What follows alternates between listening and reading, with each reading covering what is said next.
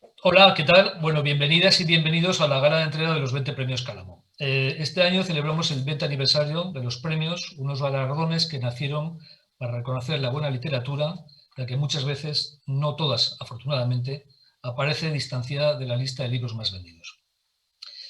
Los premios son tres. El premio Cálamo al libro del año es elegido por los clientes y amigos de la librería Cálamo mediante votación secreta, por sus votos depositados o bien vía online o bien directamente en las urnas dispuestas en la librería.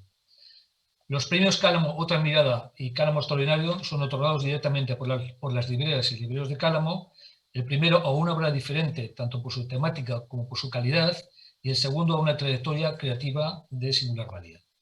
Los premios son organizados por Librería Cálamo y cuentan con el apoyo de las siguientes instituciones: Ayuntamiento de Zaragoza, Universidad de Zaragoza, Fundación Caja Rural del Jalón, Instituto Francés de Zaragoza, Liceo Molière de Zaragoza, Teatro de la Estación, Vinatería El Rincón del Arpa, Hotel Sauce, Balneario Sicilia, Bombo y Platillo, Restaurante La Rinconada de Lorenzo, Viveros Montecarlo y Estudio Ductus. A todos ellos, muchas gracias de todo corazón. Los premios no tienen dotación económica alguna. El autor o autora galardonados reciben una escultura de Isidro Ferrer, amigo de alma, entrañable, y uno de los artistas españoles de mayor prestigio y reconocimiento internacional. En los tiempos más raros de nuestras vidas, la literatura nos ha ofrecido refugio, ánimo y consuelo, pero también motivos para la reflexión, la sana rebeldía y las ganas de cambiar el mundo, algo tan maravillosamente ingenuo como absolutamente necesario.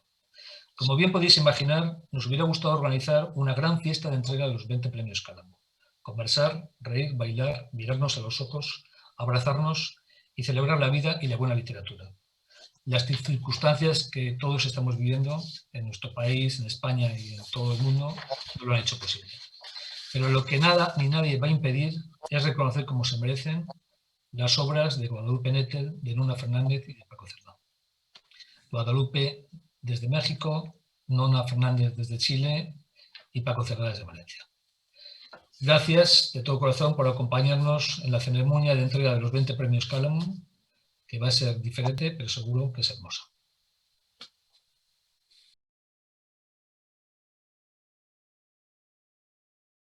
El barrio está muerto. La noche cae y se cierran las vitrinas. Se apagan las luces de neón, los letreros colorinches. La función ha terminado y la gente se encierra en algún sitio para no salir. Dejan las calles vacías. Se sacan escondidos los lentes de contacto, las pelucas, las pestañas postizas, las fajas compradas en la última promoción de la televisión por cable. Se lavan el maquillaje de la cara. Sus rostros quedan limpios, ojerosos, pálidos como los de un ánima. El barrio está muerto.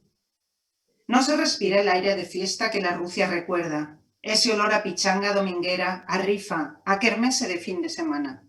Ya no se toma el mate en la puerta de las casas, no se juega a la pelota en la calle, no se hacen historias ni magia en los escalones rojos cada tarde.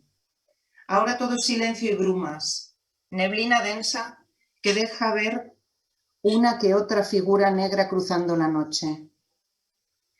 Instalada entre las latas de zinc del techo, desde la altura de ese altar gigantesco donde la abuela encendía velas y dejaba flores, esa animita enorme que sin duda la Virgen habría visto desde el cerro si alguna vez se hubiera tomado la molestia de voltear a mirar, la Rucia observa el barrio completo, todo quieto y silencioso, techos, azoteas. Un viento suave mueve las copas de los árboles, sacude la ropa tendida, hace vibrar la cablería que sale de los postes y enmaraña el cielo entero. No muy lejos, una sábana se desprende de su cordón, deja de lado los pantalones y las enaguas recién lavadas y comienza a sobrevolar el barrio. Pasa por arriba de las chimeneas, les hace el quite a las antenas, roza los conductos de ventilación. El viento le da vueltas, la hace girar y retroceder. Un pañuelo blanco enarbolando una cueca bailada en plena noche. La sábana vuela, se eleva, va a dar la vuelta a la torre de vidrio que está a unas cuadras. Al llegar a ella, se estampa sobre su fachada como un beso albo y luego se escurre lenta por los cristales hasta perderse en el suelo. Más allá, el cerro emerge oscuro como un elefante nocturno. El río corre hediondo, abraza el barrio, lo acuna con su olor a mierda. A unas cuadras, la cruz alta del cementerio delimita la entrada al territorio de los muertos. Todo luce negro y desenfocado por la neblina. Mapocho, obra de Nona Fernández, editada por Minúscula Editorial. La periodista Concha Montserrat charlará con ella. Nona creo que tiene tatuada en su mano una constelación de estrellas. No sé si es esa constelación que sale en Voyager. Una mano que comenzó a escribir en estado de gracia, porque yo creo que su primer relato, Marsellesa, el que tengo constancia, ya fue premiado en el año 95 y ganó los Juegos Literarios Gabriela Mistral de ese año.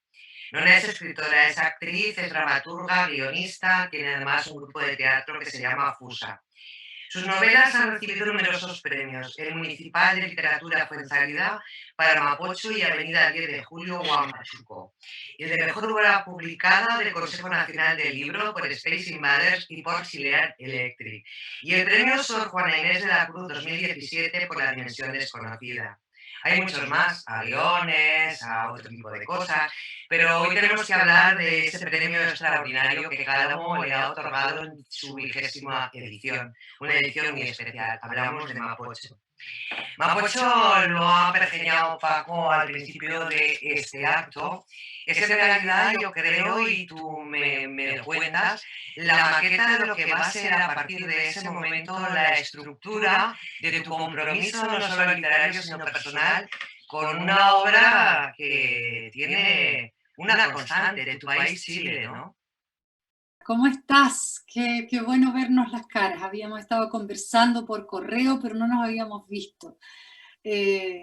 Y es bonito porque hiciste arqueología también. Ahí me recordaste datos que hasta yo misma había olvidado de mí misma, como ese cuento marsellesa. Sí. Pero Mapocho, entremos en Mapocho, que es lo que nos convoca.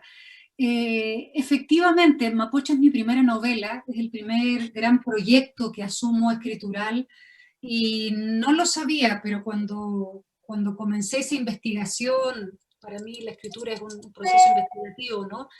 Estaba de alguna manera sentando las bases o los límites de un mapa que iba a ser el mapa en el que he seguido trabajando muy naturalmente, sin plan, ¿no? Cada vez que parto un nuevo libro me doy cuenta que estoy en un rincón de Mapocho, de alguna u otra manera. Y en rigor es un proyecto que tiene que ver con la memoria de mi país, con la memoria reciente de mi país, con la dictadura militar, que es un territorio que desgraciadamente en mi país todavía no logramos soltar, porque la democracia chilena y el proceso chileno está muy anclado ahí hasta el día de hoy, ¿no? Y mi literatura ha estado muy en ese espacio, ¿no? Como investigándolo, observándolo, enfocando todo aquello que no comprendí en algún minuto y que todavía sigo sin comprender, la verdad. Ana ha leído un párrafo maravilloso de tu novela, pero tu novela es una novela que habla de un río. A mí cuando la leí me trajo esencias de aquella canción de Linda se ve la patria, señor turista, pero fuera quedan los barrios. El Mapocho es un río que parte la ciudad de Santiago en dos, y en un lado está una parte, la visible, y en otra se asentó lo que no estaba. Y el Mapocho es un río que va cargado de historia, y tú dices de mierda. Ese río es en el que tú has buceado y en el que has buscado imágenes, porque la magia de Nona es que a partir de imágenes construye palabras. Normalmente se dice que es al revés. ¿Cómo lo haces? Imágenes que te remontas incluso a cuando no había fotografía y se están proyectando en este momento con situaciones muy parecidas a las que tú narras en Mapocho. Sí, a ver, ¿cómo respondo a eso? Eso de las imágenes y las palabras, ¿no? ¿Qué viene primero, qué viene después? ¿O son las palabras? Creo que es interesante pensar que las palabras contienen imágenes y son imágenes también, ¿no? esta novela parte de una imagen. Yo creo que también por eso es que lo que hace es recoger muchas imágenes. Parte de una imagen de una fotografía que alguna vez vi, de 3 cuerpos lanzados en el río Mapocho días después del golpe militar, en un espacio muy, muy central de la ciudad de Santiago, ¿no? Si bien sabía de la presencia de los muertos, de los ejecutados políticos en el río, nunca había visto una fotografía. Y en los 90 vi una fotografía por primera vez y tuve la fantasía de poder seguir esa historia, ¿no? Esa hebra, quiénes eran esos 3 personajes, por qué habían terminado ahí. El libro se fue por otra parte, fracasé como investigadora, nunca di con esas 3 personas, nunca supe quiénes eran, pero entendí que eran una metáfora también, eran 3 cuerpos que eran una especie de espejo de otros cuerpos, ¿no? Y de otros cuerpos que también tenían que ver con la historia de Chile, no solamente con la dictadura, y descubrí ahí una historia de cuerpos que han sido lanzados al río Mapocho como basura, ¿cierto? El río, como tú dices, es un río que cruza la ciudad de Santiago, es muy morocho, muy sucio, van a dar las cloacas de la ciudad, es un río que también ha tenido una historia impresionante, porque cuando yo era niña era un río que se salía de madre cada tanto en el invierno, y hoy es un río seco, completamente seco, trae muy poca agua, por lo tanto también ha ido registrando siempre la historia urbana de cómo la ciudad se ha ido desarrollando. Y es una herida que está abierta y donde no podemos metaforizar mucho. Uno mira el Mapocho y entiende en qué estado está la ciudad de Santiago. Yo quería plantearte, sin dejar el Mapocho y sin dejar esas imágenes, porque a mí me gustaría tanto que la gente leyese al mar de Mapocho, toda la obra que viene después de Nona Fernández, porque la historia no se está repitiendo. Cuando sale Mapocho aquí, en Chile estáis en una movilización y hay un estudiante que cae al cauce seco del río, pero es que creo que fue este mismo mes de febrero a Francisco Martínez, no en Chile, sino en otro lugar del país, también que era un artista callejero, le acababa la policía de balasear. Es como una historia que se repite, como esa agua sucia que baja y no baja y que vuelve a revolverse, ¿no?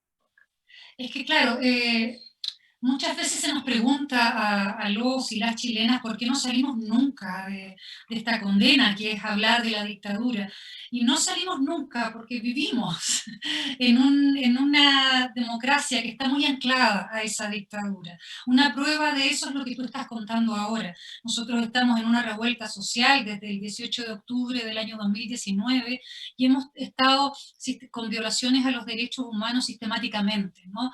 Violaciones bastante feroces de las cuales nadie se hace cargo. Y eso es un déjà vu de lo que vivimos en la dictadura, y no solamente es un déjà vu, es un signo de que nunca salimos de ahí, que estamos ahí, como tú bien lo dices, como que el tiempo se pisara la cola, ¿no? Y estamos repitiendo las mismas dinámicas porque nunca salimos de ese mapa que es la dictadura militar. Bueno, estamos intentando hacerlo, estamos en un proceso constituyente, queremos dejar atrás la constitución de Pinochet, que es como bastante, yo siempre lo menciono como algo muy gráfico, o sea, la democracia chilena se ha desarrollado sobre las bases de una constitución hecha por los militares, ¿no? Y recién ahora, 30 años después, estamos pensando en que hay que cambiarla, ¿no? Hay que cambiar y volver a una lógica democrática. Entonces, claro, ese imaginario tiene que ver con un contexto histórico muy claro, que es una especie de paréntesis temporal en el que estamos las y los chilenos, que se llama dictadura, no hemos salido de ahí. Creemos que hemos salido, armamos esta postal democrática, pero no es así. Y las violaciones han seguido en democracia también, no de manera tan evidente, pero nunca las hemos dejado atrás, desgraciadamente, ¿no?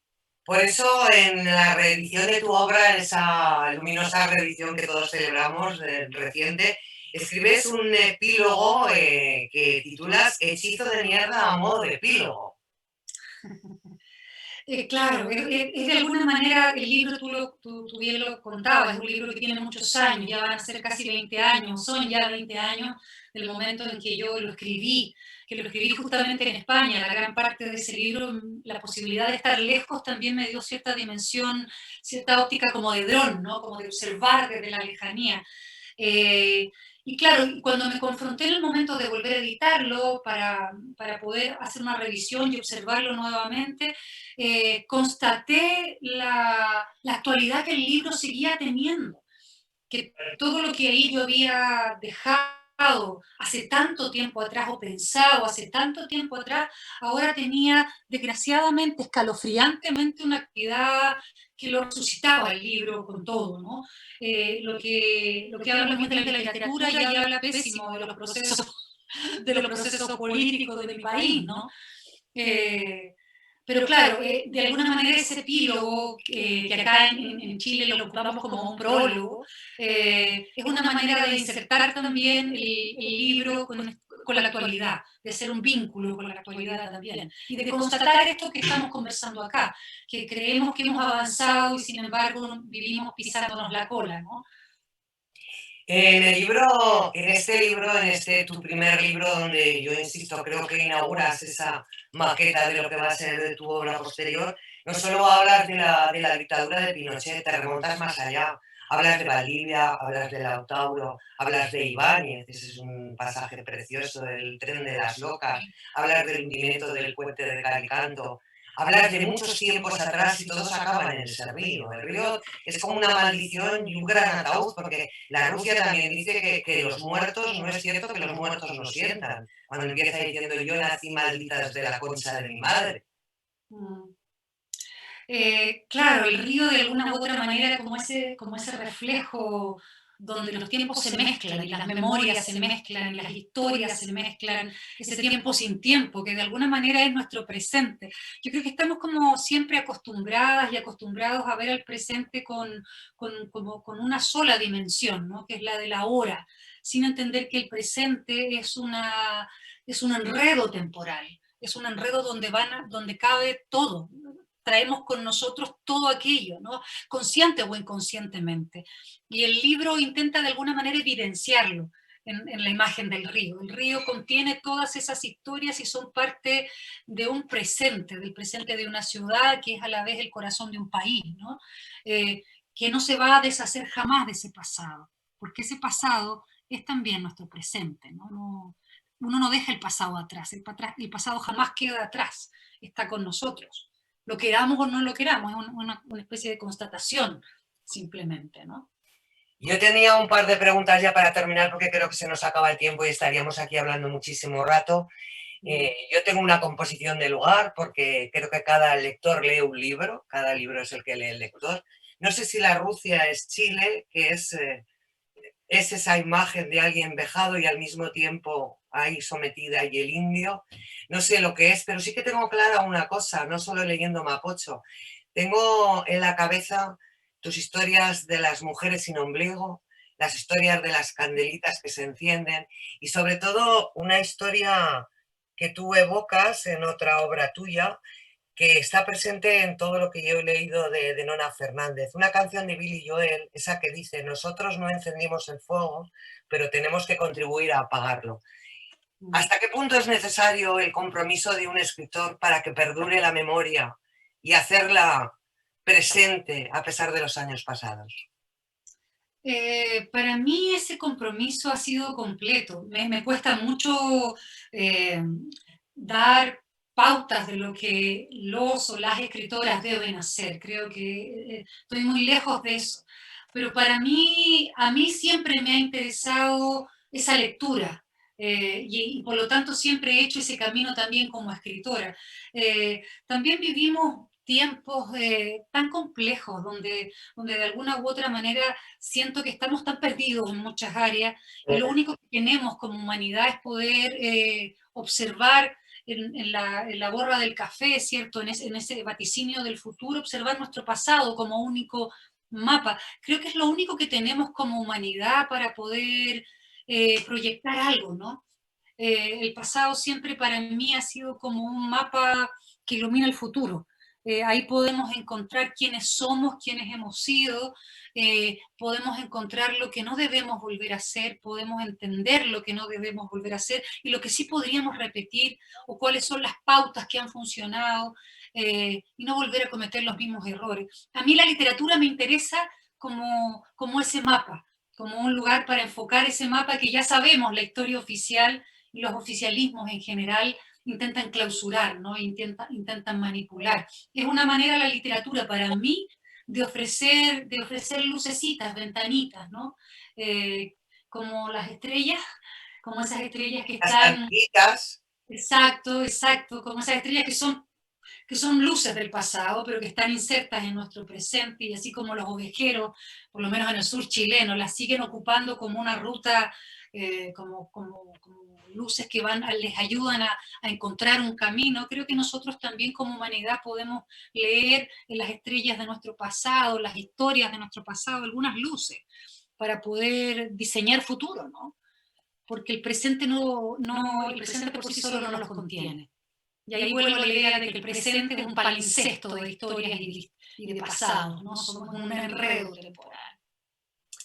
Bueno, pues yo creo que hemos cumplido el tiempo. Yo invito a todo el mundo que no se quede solo en Mapocho. Mapocho es el inicio de una aventura apasionante de esta escritora que yo he descubierto gracias, como siempre, a mi librería, que es Cálamo, y de la que estoy en este momento completamente enganchada. Lo he puesto hasta en mi librería, todo lo que tengo. Gracias, Concha. Y un gusto, un gusto. Por fin.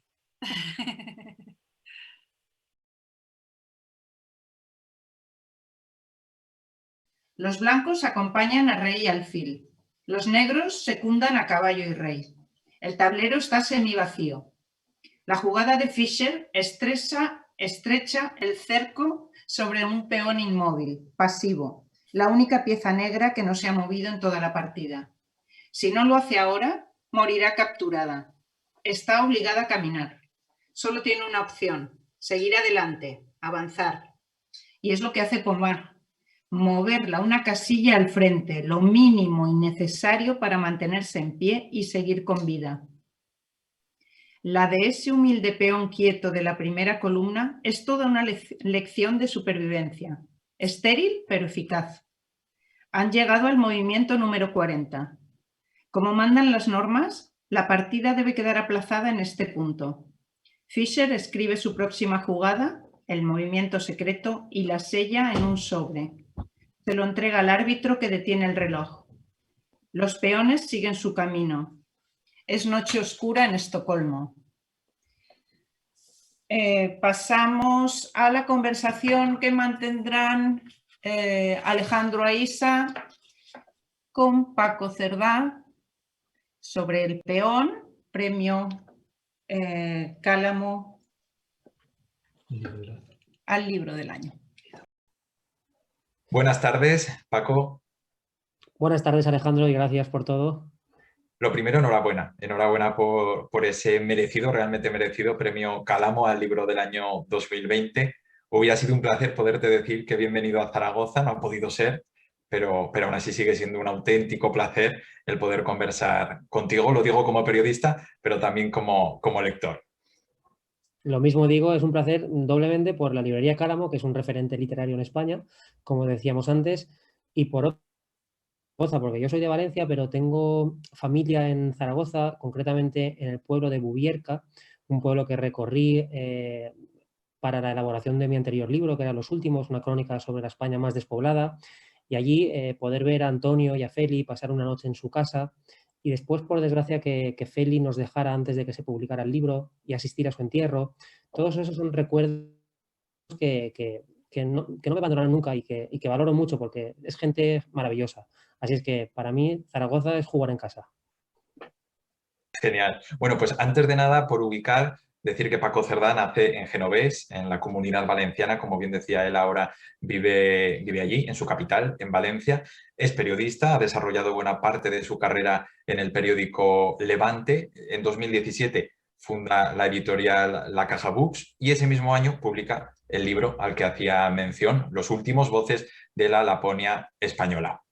Fue en febrero de 2020, Paco, cuando El Peón, esta magnífica obra, con esta preciosa portada, llega a las librerías y ahora, prácticamente un año después, es cuando está a punto de llegar su tercera edición. Estamos hablando de este premio a mejor libro del año y en medio de todo eso, en este año, una pandemia. La primera pregunta es esa, ¿cómo echas la vista atrás y cómo recuerdas esos días, ¿no? A pocos días de que el trabajo llegara a las librerías, de repente, cuando todo saltó por los aires.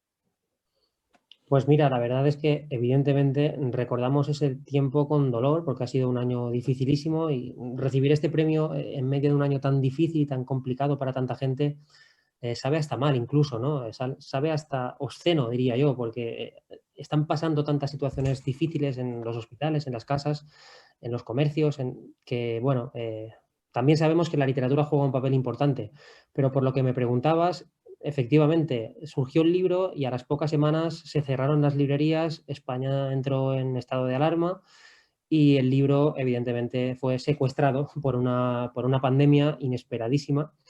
Y lo cierto es que en esas primeras semanas no pensé en absoluto en el libro. Era tan grande lo que estaba ocurriendo, era tan bestia y tan duro que, bueno, me pareció que no me podía permitir el lujo de pensar en un humilde libro con la que estaba cayendo. Así es que di por descontado que el esfuerzo realizado durante varios años de trabajo quedaría bastante reducido por el efecto de la pandemia. Y así fue en los primeros meses, por las circunstancias existentes. Habían salido algunas críticas bastante elogiosas, demasiado quizá, sobre el libro y con eso ya me conformaba y todo estaba bien. Pero lo que por un lado quitó la pandemia, realmente después una jugada del destino, que fue la serie Gambito de Dama, puso al ajedrez en órbita, hizo que mucha gente, aparte de comprarse tableros de ajedrez compulsivamente y entrar a páginas web de ajedrez de manera compulsiva también, se interesara por todo aquello relacionado con este deporte minoritario, al cual yo soy de entrada ajeno. Después hablaremos y eso. Pero ese tirón de la serie hizo reactivar el libro en la prensa y, cómo no, la gran noticia de haber recibido el premio Cálamo al libro del año, que puso al libro más todavía en primer plano, en órbita, y eso ha servido para que muchos lectores puedan conocer la historia del peón, que, como sabes, es la historia de Arturito Pomar, niño prodigio del régimen, del franquismo, utilizado y luego abandonado por él, la historia de Bobby Fischer, otro peón a su vez de la Guerra Fría, cómo a partir de esa partida de 77 movimientos se despliegan 77 fragmentos distintos que van recorriendo las vidas de numerosos peones en la España franquista del año 62 y también en los Estados Unidos del 62, aquellos Estados Unidos que hervían de derechos civiles, de pacifismo, de Guerra Fría. Y en definitiva es una inmersión en la figura del peón, de lo que es capaz una persona y al mismo tiempo de las debilidades que tiene una persona. Cómo a veces los peones son juguetes del destino y otras veces son capaces de hacer que el destino dependa de ellos. Como decías, hay muchos peones en este libro, pero vamos a hablar del principal, Arturito Pomar, esa historia que sigue siendo muy desconocida. ¿Cómo llega a ti y en qué momento decides que tienes que escribir sobre ella? Viajaba en tren a Madrid y en el AVE proyectaban un informe Robinson, un documental sobre la figura de Arturo Pomar, el cartero genial. Quedé magnetizado en la pantalla, me pareció tremenda la historia y viajaba con Puri Mascaré, con mi novia, que me conoce muchísimo, se giró inmediatamente y me dijo, ese es tu próximo libro. Y dicho y hecho, llegué a Madrid, me obsesioné con encontrar documentación relacionada con Arturo Pomar. Había algo, pero creo que todo cambió cuando vi que no quería hacer una biografía de Arturo Pomar, sino que quería, a partir de una partida de ajedrez, desplegar una gran historia que atendiera a esos peones políticos de aquel momento. Pero efectivamente, la historia de Arturito Pomar, que podríamos decir, o en algún sitio se dice que es el gambito de dama español, ¿no? Porque se enfrentó a un contexto adverso, porque tenía un talento descomunal, porque fue un icono pop de la España de posguerra. Salía en el Nodo continuamente, se publicó una biografía cuando tenía 15 años, porque el sereno y el linotipista necesitaban saber de las aventuras de Arturito Pomar, eso decía el libro. Y todo ese boom del ajedrez después se convirtió en olvido, en ese olvido que muchos niños prodigio o que muchos juguetes rotos de tierna edad, como Marisol, como Joselito, han sufrido, pues con Arturito Pomar sucedió eso. En el momento en el que su carrera deportiva estaba explotando, en el momento en el que más lejos había llegado ajedrecísticamente, que era el torneo de Estocolmo de 1962, fue abandonado de manera inmisericordia por un régimen que se había nutrido de su popularidad, que se había servido de esa imagen que proyectaba de España como un país intelectual, avanzado, desarrollado, cuando realmente esa España en blanco y negro era una España de miseria, de analfabetismo, de atraso, todo lo contrario a lo que representaba el pequeño Arturito. Bueno, pues en ese momento el régimen lo abandona y es esa dimensión múltiple, es decir, la lírica del pequeño Arturito jugando contra hombretones mayores y mojando el bizcocho en el chocolate, la épica de irse solo a Estocolmo con un libro de 15 pesetas como única ayuda, la tragedia de no llegar nunca a colmar las expectativas que se habían creado en torno a la figura de Arturito, todo ese cóctel fue lo que me motivó a escribir de este libro. Una vez te zambulliste en la vida de Arturito Pomar, en todas sus facetas a lo largo de toda su vida, por su forma de ser, ¿crees que al final él se arrepentía de alguno de sus movimientos, hubiera cambiado alguno de sus movimientos o no? El peón es la única pieza del ajedrez que solo puede caminar hacia adelante, que no puede dar pasos atrás. La torre sí, el caballo sí, el alfil, la dama, el rey, el peón no. En este caso, Arturo Pomar creo que no lo conocí, he tenido contacto con su familia, gente magnífica y excelente de la que solo se puede que aprender por humildad. Creo que uno de los valores, que a veces es una desventaja en el deporte que tenía, era la resignación, el conformismo. Creo que él nunca se arrepintió de ninguno de estos pasos deportivos o de haber nacido en el tablero equivocado de la historia. Más bien al contrario, creo que disfrutó mucho del ajedrez, creo que no lo vivió de una manera traumática como fue el caso de Bobby Fischer, obsesionado con el triunfo, obsesionado con la victoria, obsesionado lamentablemente con tantas cosas que le impidieron algo tan sencillo como vivir una vida. Y es la otra parte del libro, ¿no? Ver a un Bobby Fischer desbordado por su mente, desbordado por una personalidad que de tan excéntrica, evidentemente, caía fuera de las casillas de la salud mental. Y si me preguntas por Arturo Pomar y su final, aquí es ambivalente porque fue una leyenda deportiva, ganó 7 veces el campeonato de España, pero lamentablemente tuvo que soportar ese mito artúrico que se había labrado en torno a su figura y que nunca pudo llegar a colmar, nunca estuvo a la altura de Arturito. Y eso es lo que da el sinsabor, ¿no? a la historia de Arturo Pomar.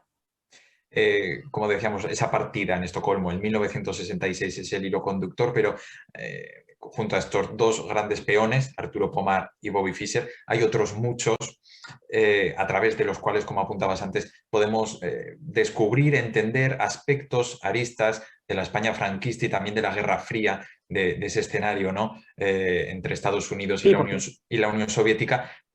¿Cómo descubres esos otros peones y cómo decides cuáles tienen que salir en la historia? Porque son muchos. Son muchos y bueno, la idea inicial fue estructurar el libro a partir de una partida de ajedrez de 77 movimientos, un fragmento por cada movimiento. Esa partida, lamentablemente para mí como autor, fue muy larga y me obligaba, por esa idea, a escribir muchos fragmentos. Entonces tuve que bucear muchísimo porque el libro pivota en torno a dos grandes ejes de estructura. Por un lado, todos los hechos son reales. No he querido tener concesiones narrativas de reconstruir, imaginar, figurar, ¿no? Todo está documentado. Y por otro lado, todo tenía que suceder durante el año 1962. Eso me obligaba a bucear mucho. En el caso español quizá era más sencillo para rescatar a gente como Julián Grimau, detenido en el 62 y fusilado poco después, como Marcos Ana, como estábamos comentando anteriormente, como Diego Martínez Barrio, último presidente de la Segunda República en el exilio y cuyo dolor constante se palpa en sus cartas y ves esas distintas intensidades de lo que es el sacrificio del peón. Es decir, hay peones que se sacrifican y lo pagan con su vida caso de Julián Grimau. Otros lo pagan con la cárcel, caso de Marcosana. Otros lo pagaron con el exilio y la añoranza de su tierra perdida, como Diego Martínez Barrio. Pero en el caso de Estados Unidos, quizá porque la documentación me quedaba más lejana, quizá porque para mí de entrada era más desconocido todo aquel mundo, sí que es cierto que fue una labor muy ardua y sobre todo que tenía un punto de surrealista estar a las 2 de la mañana de un martes de febrero intentando descubrir cómo iba vestido un negro del año 62 en Estados Unidos, un negro, lo digo así porque basaba y pivotaba su vida en torno a Black Power y en la reivindicación de la justicia racial. Y yo estaba pensando en ese momento qué diablos estaba haciendo yo intentando ver cómo iba vestida una persona de la cual ya ni en su país se acordaba casi nadie, que incluso en su estado de Estados Unidos a nadie le importaba. Pero bueno, ese era el juego y ese era el reto sobre todo. Y creo que forzarme a escribir únicamente sobre el año 62 ha permitido aflorar muchos personajes que de otro modo no hubieran salido y yo no los hubiera conocido. Apuntabas, ¿no?, a que uno de los retos era el que ninguno de los hechos, ninguna de las palabras fueran obra de la imaginación o de la escritura novelesca. Ahí hubo un reto, me imagino que la cantidad de información, de documentación fue ingente. ¿Cómo fue el proceso de selección y de estructurar, ¿no?, el libro? Porque al final lo que nos llega, al final lo que llega al lector es una historia muy amena y muy sencilla. Y sorprende, ¿no?, todo lo que hay detrás. Bueno, gracias por esa observación. Hay dos cuestiones sobre ello. Una, yo no soy jugador de ajedrez, con lo cual no quería hacer un libro en el que el ajedrez fuera una barrera, porque de entrada para mí lo hubiera sido. Sí que me obligó a documentarme mucho para no meter la gamba, el gambito de dama, y creo que por fortuna eso lo conseguí porque el gran Leoncho García me llamó por teléfono, no lo conocía y me felicitó porque estaba perfecto en ese sentido y descansé cuando me lo dijo, no habían fallos de ajedrez. Por otro lado, no quería que mi exceso de documentación fuera una barrera para los lectores. Es decir, no quería hacerles pagar el peaje que a mí me costaba absorber y reunir toda esa gran cantidad de detalles y de información. Si yo quería saber una noche pirenaica cómo iban los maquis escapando y en qué fase lunar estaba la luna, consultaba calendarios lunares de la época, de aquel día, pero me servía para hacer más narrativa una historia y darle ese punto novelesco sin ser ficción. Entonces, esa fue una de las premisas, no hacerle pagar al lector las horas de documentación. Entonces, sí que el libro hubiera podido ser muchísimo más largo, con muchísimos apéndices o notas a pie de página, pero es justo lo que quise evitar, que se leyera como un relato, como un gran reportaje o como una gran crónica.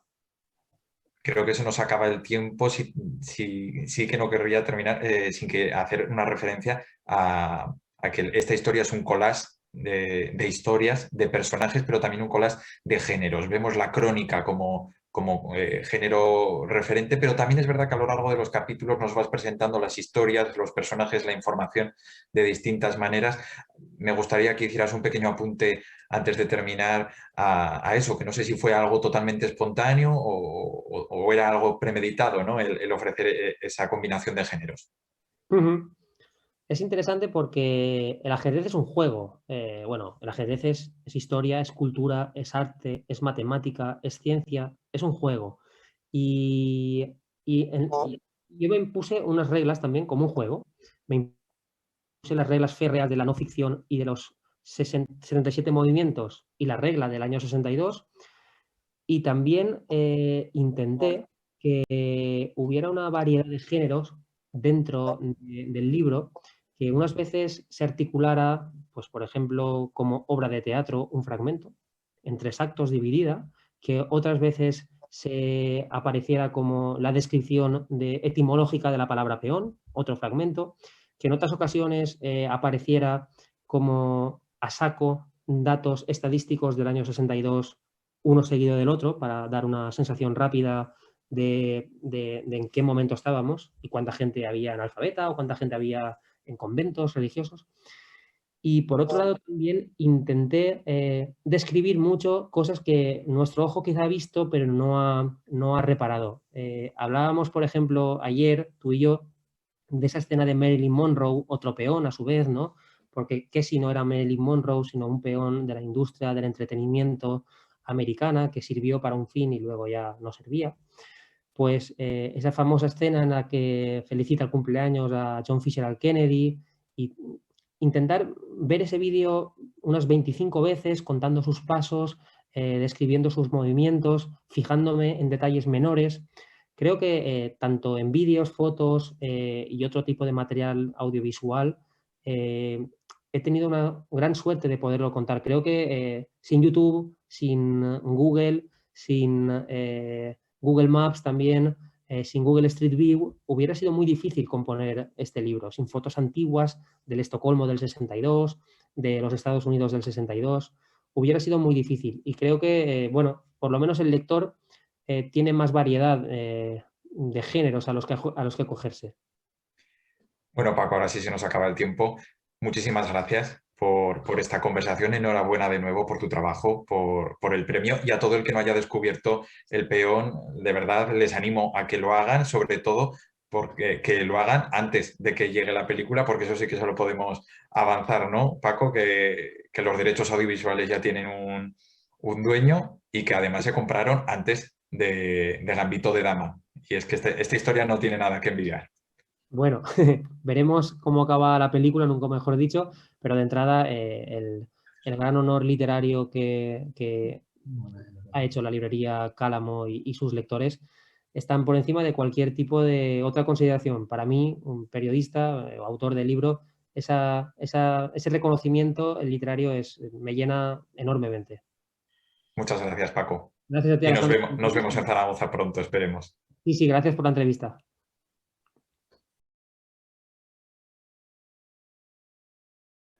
En aquel entonces yo era una gran aficionada a las artes adivinatorias, en especial a la quiromancia y al tarot. Recuerdo que un día, después de una larga fiesta que dejó entre sus consecuencias 2 vasos rotos y un cementerio de botellas en el balcón, Alina y yo nos quedamos solas en mi departamento. Por la rue Vieux du Temple, tan solitaria a esas horas, escuchamos los pasos del último invitado. Le pregunté si me dejaba leerle las cartas. Ella aceptó solo por complacerme, pues siempre ha sido una mujer pragmática y la idea de recibir mensajes de fuerzas invisibles le resultaba del todo descabellada.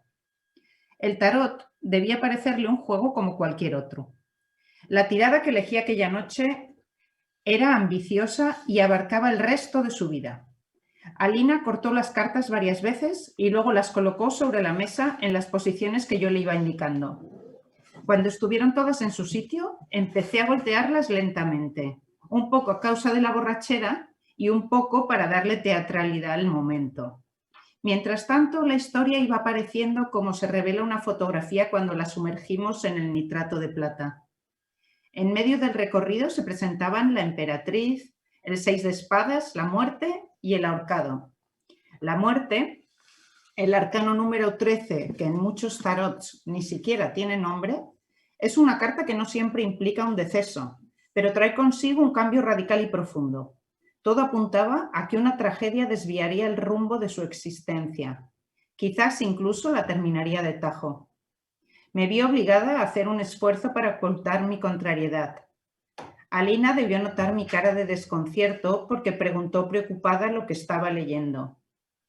Aquí dice que serás madre y que tu vida se volverá un claustro.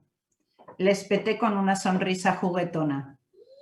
La hija única de Guadalupe Nettel, obra publicada por Anagrama Editorial. La periodista Ana Segura entrevista a Guadalupe. Gracias. Laura, Alina y Doris son 3 mujeres y 3 formas extremas de vivir y entender la maternidad y dibujan la historia que Guadalupe Nettel cuenta en La hija única, una novela que describe perfectamente algunas de las grandes cuestiones sobre la maternidad, la familia, la pareja, la posibilidad de elegir y la capacidad de decidir. Una novela sobre cómo afrontamos los golpes que a veces nos da la vida. La hija única es un libro amargo y doloroso, narrado desde una sencillez solo aparente.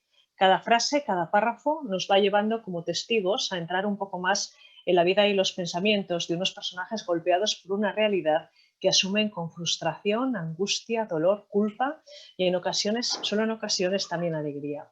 Guadalupe nos permite, a través de la narración, ser testigos de unos meses en la vida de estas mujeres. Laura, que renuncia desde el convencimiento a una maternidad que no desea y hace de esta decisión una bandera de vida.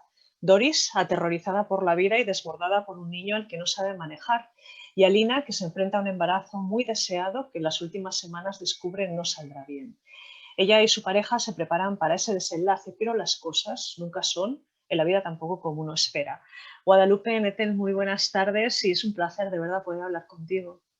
Hola, hola, ¿qué tal? Buenas ¿Cómo tardes. estás? Guadalupe, ¿de dónde nace este libro? Bueno, la historia está basada en una historia real, lo digo en la primera página, ¿no? Le doy el agradecimiento a mi amiga querida Amelia. Y pues como es una amiga muy cercana, yo viví junto a ella los meses de su embarazo, incluso previos. Y el momento en que le dan la noticia de que su hija no va a sobrevivir al parto. Entonces, no tenía al inicio ninguna intención de escribir al respecto, solamente la acompañaba, estaba atenta a lo que iba sucediéndole y de repente cuando vi hacia dónde habían llevado ella y su pareja la historia, cómo la habían enfrentado, qué era lo que, cómo lograron darle la luz a esa historia tan oscura y, o sea, la vuelta, no la luz, y llenarla de luz justamente, hizo que tuviera ganas de contarla, de compartirla, de meterme adentro y de contar también todas las reflexiones que yo había tenido a lo largo de esta observación, qué pensaba de cómo lo había encarado, qué tipo de preguntas me hacía yo. Y empezaron a surgir muchas, ¿no?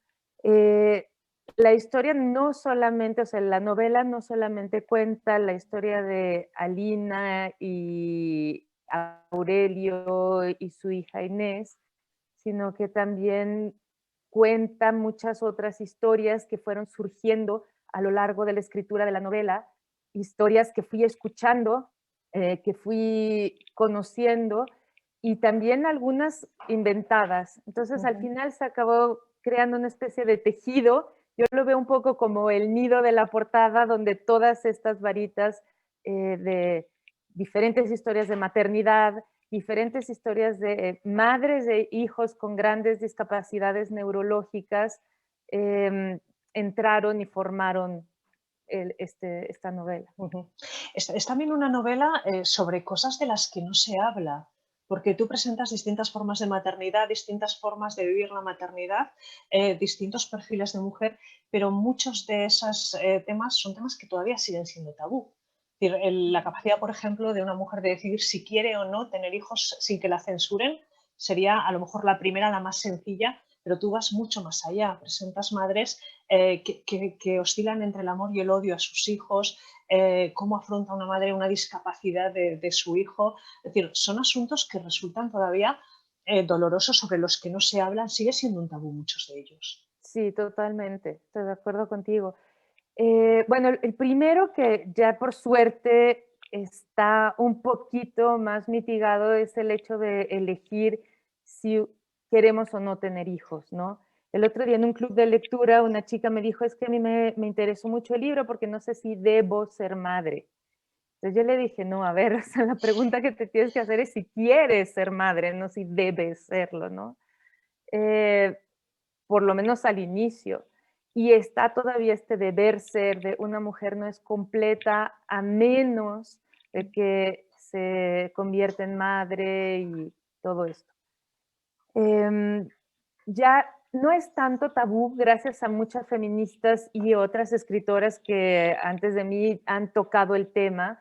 Últimamente yo diría que incluso ha habido un auge respecto al tema de la maternidad, pero sigue sobrevolando una incomodidad y una censura, digamos, un juicio, ¿no? O sea, ya no se les encara con tanta desfachatez como antes, pero aunque no las cuestionen, siempre está la idea de algún trauma debe tener o algo no nos quiere explicar. Sí, hay un secreto oculto acerca de no la simple decisión como puede tomarla un hombre, ¿no? Un hombre dice no quiero hijos y nadie le pregunta por qué. Ese es uno. Y el segundo, que sí es todavía muchísimo más fuerte, es el de, es nuestra incapacidad, nuestra incomodidad para responder como sociedad y como individuos compasivos y empáticos al tema de la discapacidad, que es un tema que a mí siempre me ha interesado, pero a partir de esta historia, de la historia de Inés y de las discapacidades neurológicas que vine a descubrir después, gracias a ella, me he dado cuenta de que durante muchísimas décadas, todavía hasta hace poco, las familias preferían no mencionarlo, no hablar del tema, ocultarlo y sufrir en silencio en vez de pedir ayuda porque es lo que más necesitan, ¿no? Sí. Normalmente una familia que tiene un hijo necesita una red de apoyo, aunque el hijo no tenga ninguna discapacidad. Siempre se necesita una red de apoyo para poder trabajar, hacer otras cosas, tener una vida de pareja independiente. Pero cuando tienes un niño con una discapacidad neurológica, sobre todo, o tan grande o tan permanente, es muchísimo más importante que esa red esté presente. Y desgraciadamente no estamos ahí como sociedad, ni siquiera estamos en el punto de poderlo hablar libremente sin incomodidad, ¿no? La mayoría de las entrevistas que me hacen sobre el libro se enfocan en la maternidad y punto. No tocan ese tema que está presente en toda la segunda mitad del libro, ¿no? Porque no sabemos todavía y nos sentimos ilegítimos, pero como miembros de la sociedad tendríamos que saber que tenemos toda la legitimidad para interesarnos, preguntar, investigar, etcétera, y estar presentes en la vida de las personas que lo necesitan. La discapacidad no solamente llega, como le llegó a Inés, de manera cognitiva, o sea, genética, congénita, sino que puede surgir en cualquier momento en realidad. O sea, lo sabemos, pero no queremos ni pensarlo, ¿no? Es como el tema justo de la muerte del hijo. La gente no lo quiere hablar porque ni siquiera quiere darle esa realidad con las palabras, y es algo comprensible, es que es normal que le tengamos tanto miedo. Pero hay una frase tuya, sí, te comentaba que hay una frase tuya, dices, existe una palabra para designar a aquel que pierde a su cónyuge y también una palabra para los hijos que se quedan sin padres. Sin embargo, no existe una palabra para los padres que pierden a sus hijos. Es algo tan terrible, tan inaceptable que hemos decidido no nombrarlo. Hay otra cosa del libro que a mí me llama mucho la atención. Claro, tú esta historia tenías mucha forma de contarla, muchas maneras de contarla, y eliges un lenguaje sencillo, limpio, que simplemente expones los hechos, dejas que seamos nosotros los que sintamos esa empatía o ese aborrecimiento por cada uno de los personajes, porque es cierto que se siente más proximidad con algunos personajes y que quizá rechazamos algunos de los otros que tú planteas. ¿Cómo lo consigues? Es decir, ¿cómo nos consigues llevar con esas frases tan limpias, tan pocas palabras por ese camino? Pues hay varias explicaciones. Por un lado, yo estaba consciente de que la historia podía muy fácilmente bascular hacia lo melodramático. Entonces quería contener la emoción con un lenguaje muy, muy llano. Por otro lado, también me inspiraba, porque yo le hice varias entrevistas a mi amiga. Nos juntamos en café, sobre todo frente a su trabajo, un par de mañanas, y le dije, bueno, ahora quiero que me lo cuentes como tú lo viviste, y quiero que me lo cuentes con tus recuerdos, etcétera. Obviamente, una vez que ella había aceptado, ¿no? También le hice algunas entrevistas a su pareja, su compañero. Y entonces ella lo hacía con este tono de confidencia, pero a la vez de quien ha decidido no ocultar sus emociones, ¿no? Como no impúdicamente, pero sí, porque ella es muy, muy púdica, normalmente es una persona como muy reservada, pero había hecho este esfuerzo de de contarlo y con este lenguaje un poco de la confidencia, que a mí me parecía muy hermoso y que de alguna forma quería preservar en el libro. Quería que su historia, tal y como me la había contado, estuviera lo menos interferida por una búsqueda estilística, ¿no? Que siempre tenemos esta tentación los escritores de buscar la imagen, la metáfora perfecta, etcétera, y de voltear las frases de miles de maneras. A mí me gustaba esta idea de voy a hacer un canal de esta confidencia. Obviamente también es un artificio, también hay que buscar, es una búsqueda estilística como cualquier otra, pero era más hacia el minimalismo para que la historia transparentara. Y hay una escritora que a mí me gusta muchísimo, se llama Maëlys de Kerangal, quien me mostró un poco el camino a seguir con su libro Reparar a los vivos, donde va contando minuto a minuto la tragedia de una familia a quien el hijo se les va a morir, está en coma, digamos. Lo hace con esa contención del lenguaje que cuando yo leí eso dije, esto es lo que yo necesito hacer en esa novela. Es así, no puede bascular nunca hacia el melodrama porque se cae la historia, ¿no? Claro. Porque los lectores me la van a dejar, me la van a tirar al final. Oye, y al mismo tiempo es una historia tan cruda. Tienes frases, hay uno, por ejemplo, un amor ligero e inmenso de aquel que no está obligado a quedarse. ¿Con cuántas palabras describes una situación, la situación de esa cuidadora que pasa unas horas al día con ese niño discapacitado, pero que cuando acaba su turno de trabajo se va a su casa y no es para nada la misma relación de amor que establece la madre, que sabe que va a estar, no sé si decir condenada, pero sí, lo voy a decir, condenada por vida a cuidar a ese niño? Claro.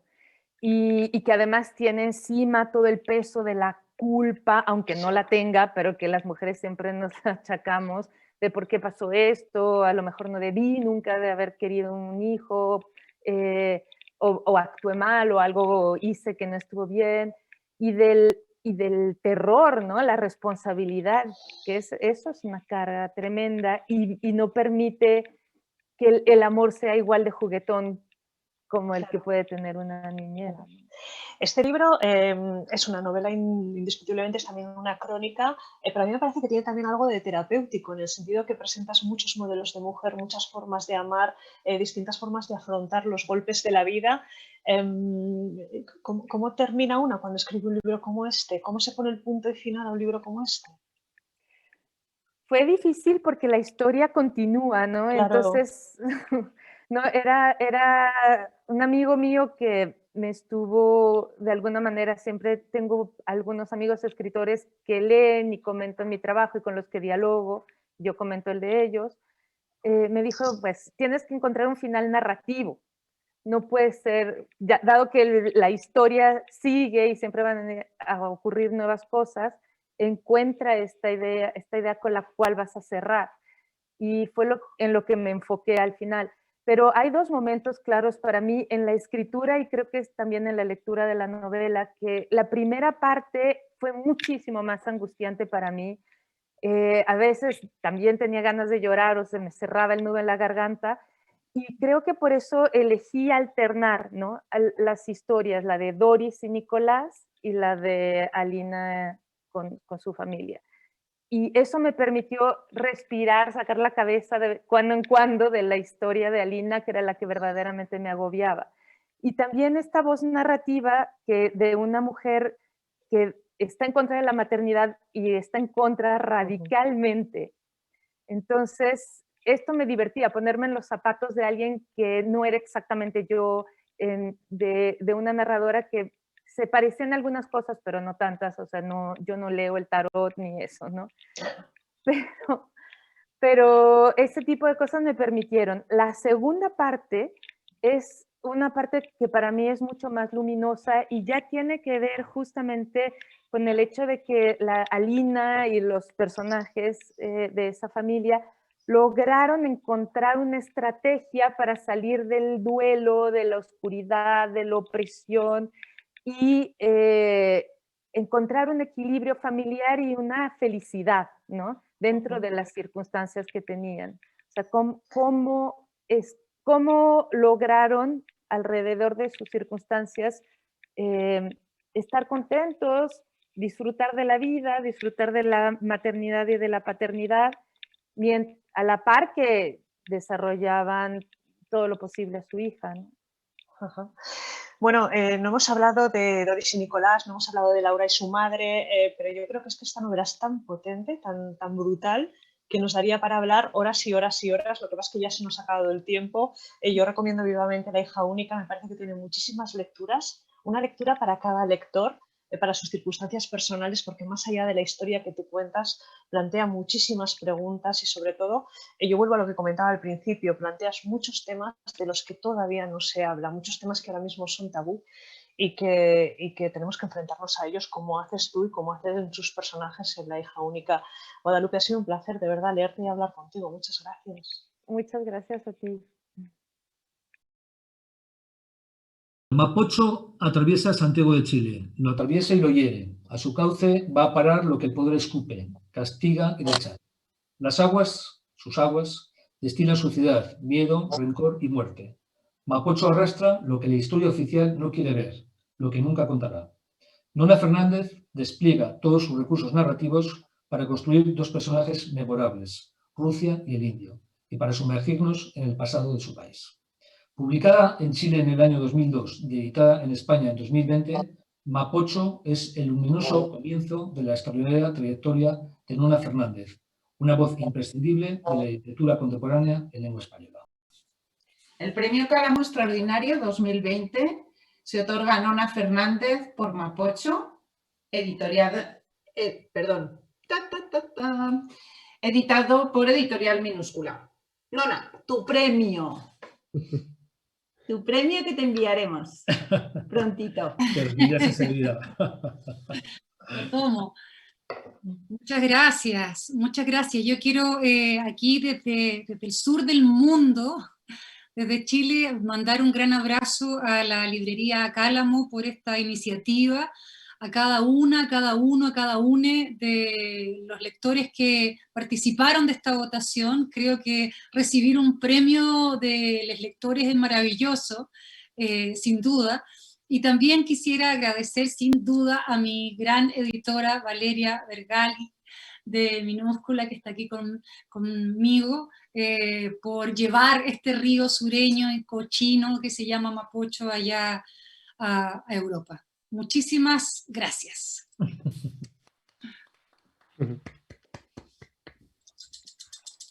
La hija única te atrapa y zarandea de manera sutil y perfecta.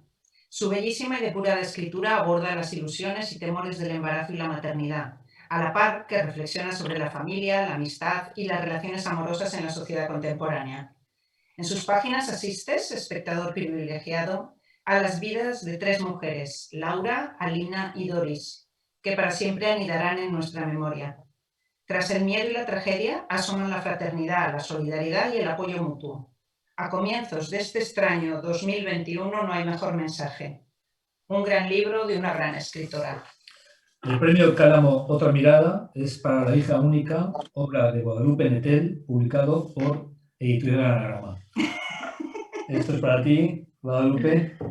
Muchas gracias. Por tu maravilloso libro. Gracias, gracias.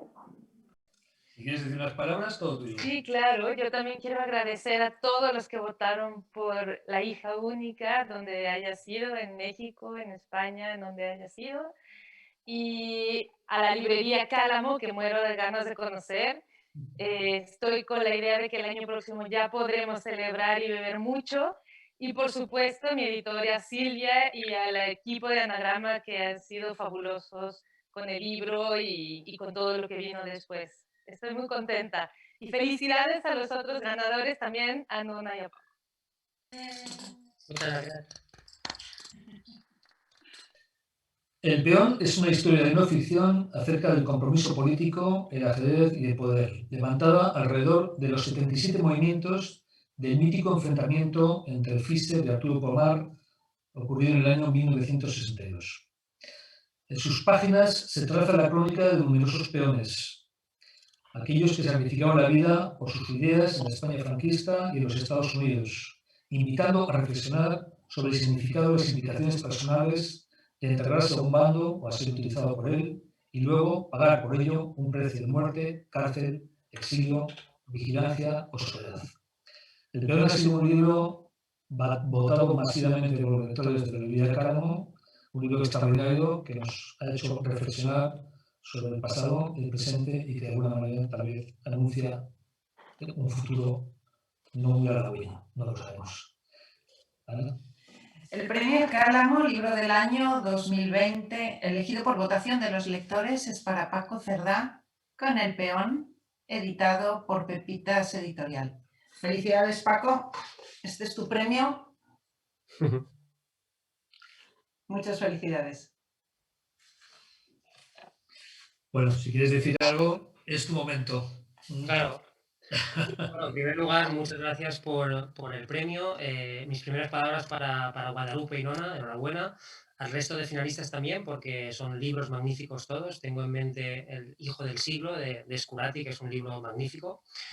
Y me gustaría agradecer a quienes han hecho posible este libro. En primer lugar, a mis padres, que me permitieron estudiar periodismo, que es el sueño de mi vida. Segundo, a mi novia Puri Mascarell, que me dio la idea de este libro, y es justo reconocerlo. Tercero, a mis editores de Pepitas, Julián Lacalle Frente y Víctor Sáenz y Raquel Vicedo, porque siempre han creído no solo en este libro, sino en este humilde autor. Y, cómo no, a la librería Cálamo por su enorme trabajo en pro de la cultura y de la literatura sin etiquetas y sin prejuicios, por la buena literatura. Y, cómo no, a los lectores que han premiado El Peón como libro del año, habiendo tantos buenos y mejores libros donde elegir. Muchísimas gracias, es un honor tremendo por dos cosas, por unirme a una lista tremenda de autores selectos, por ejemplo Rafael Argulló, que es uno de mis escritores preferidos.